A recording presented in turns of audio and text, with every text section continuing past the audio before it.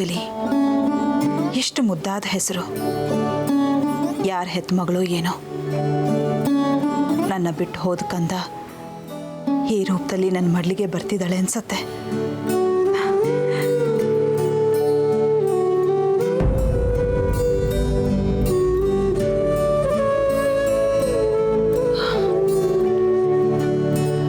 ನೀನಾ ನಿತ್ಯ? ನಾನು ಯಾರು ಅಂದ್ಕೊಂಡ್ಬಿಟ್ಟೆ. ಏನಕ್ಕ ಅಪರೂಪಕ್ಕೆ ಮನೇಲಿ ಲೀವ್ ನಗ್ತಿದ್ದೀರಾ? ಏನು ವಿಷಯ? ಏನೂ ಇಲ್ಲ. ಇಲ್ಲ ಅಕ್ಕ, ಏನೋ ವಿಷಯ ಇದೆ. ನೀವು ಈ ಮನೇಲಿ ನಗ್ತಿರೋದನ್ನ ಇದೇ ಫಸ್ಟ್ ಟೈಮ್ ನಾನು ನೋಡ್ತಿರೋದು. ಇಷ್ಟೊಂದು ಖುಷಿಯಾಗಿದ್ದೀರಾ ಅಂದಮೇಲೆ ಏನೋ ಗೊತ್ತಿದೆ. ಹೇಳಿ ಅಕ್ಕ, ಪ್ಲೀಸ್ ಹೇಳಿ ಅಕ್ಕ. ಏನೋ ಇಲ್ಲ ಅಂತ ಹೇಳಿದ್ನಲ್ಲ. ಇಲ್ಲ, ಏನೋ ವಿಷಯ ಇದೆ. ಓ, ಅಜ್ಜಿ ರಾಗಿಣಿಗೆ ಬೈದ್ರಲ್ಲ, ಅದಕ್ಕೆ ಖುಷಿಯಾಗಿದ್ದೀರಾ?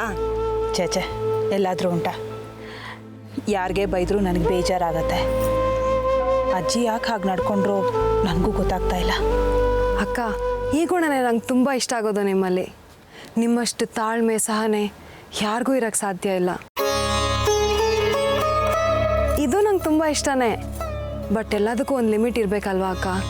ನಮ್ಮನ್ನು ನಾವು ಹಿಂಸಿಸ್ಕೊಂಡು ಬೇರೆಯವ್ರು ಕೊಡೋ ಕಾಟ ಕಿರುಕುಳನ ಮೌನವಾಗಿ ಏನಕ್ಕೆ ಸಹಿಸಬೇಕು?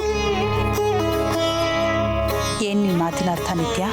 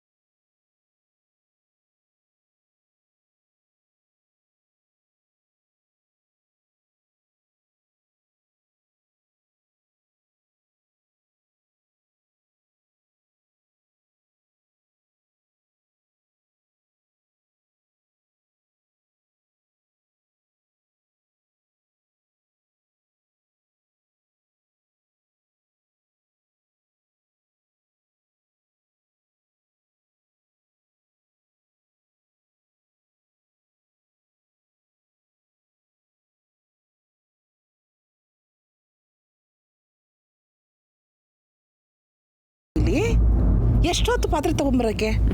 ನಮ್ಮನ್ನು ದೂರೋದಕ್ಕೆ ಕಂಪ್ನಿ ಸಿಕ್ಕಿರೋವಾಗ ಎಲ್ಲಿ ಬರೋಕ್ಕಾಗತ್ತೆ ಬೇಗ?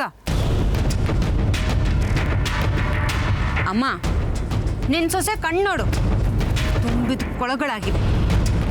ಈಗ ಯಾವ ಪಾತ್ರೆನೂ ಸುಟ್ಟಿಲ್ಲ, ಕಾಲ್ಗೇನು ಪಾಯಸನೂ ಬಿದ್ದಿಲ್ವಲ್ಲ, ಮತ್ತ್ಯಾಕೆ ಹೇಳ್ತಿದ್ಯಾ? ಮೊನ್ನೆ ಬಂದವಳು ಮುಂದೆ ನಮ್ಮನ್ನು ದೂರ್ಕೊಂಡು ಅನುಕಂಪ ಗಿಟ್ಟಿಸ್ಕೊತಿದ್ದಾಳೆ ಈ ನಿನ್ನ ಸೊಸೆ. ಇಲ್ಲ ಅಕ್ಕ, ನಿಮ್ಮನ್ನ ದೂರ್ತಿರ್ಲಿಲ್ಲ. ಬೇರೆಯವ್ರು ಮಾಡಿದ ತಪ್ಪನ್ನ ತಮ್ಮ ಮೇಲೆ ಹಾಕೊಂಡು ಬೇಜಾರು ಮಾಡ್ಕೋತಿದ್ರು ಅಷ್ಟೇ. ಬೇರೆಯವರು ಅಂದ್ರೆ ಯಾರೇ? ನಾನು ನನ್ನ ಮಗಳು ತಾನೆ. ನಾವು ಮಾಡಿದ ತಪ್ಪುಗಳನ್ನ ದೊಡ್ಡ ತ್ಯಾಗಿ ಥರ ಕ್ಷಮಿಸಿ ತನ್ನ ಮೇಲೆ ಹಾಕೊಂಡಿದ್ದಾಳೆ ಅಂತ ತಾನೆ.